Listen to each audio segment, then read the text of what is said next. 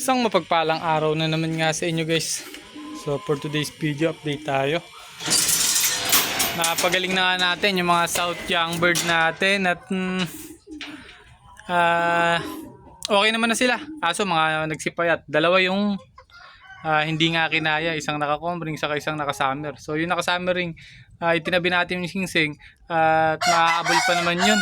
Kasi next year pa naman yung summer. South pa susunod, south na yung ililipad natin, susunod pa lang yung summer, kaya itinabi natin singsing. Susuksok natin sa susunod na makakapisang breeder nga natin. So sa kasama nga natin sa loft yun, siya na bahala ron. So buti napagaling natin lahat.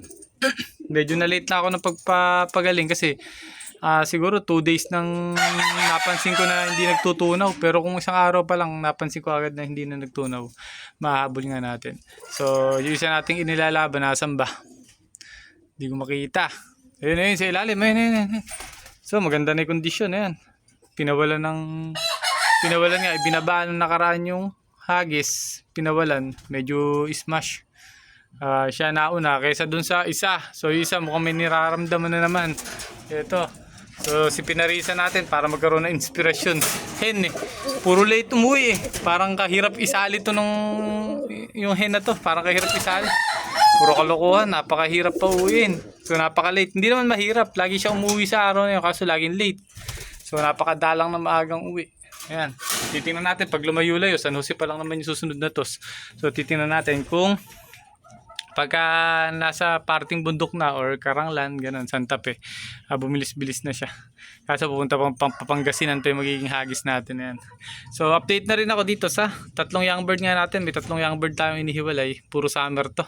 Isa sa akin, tapos dalawa sa kasama natin sa loft. Ayan.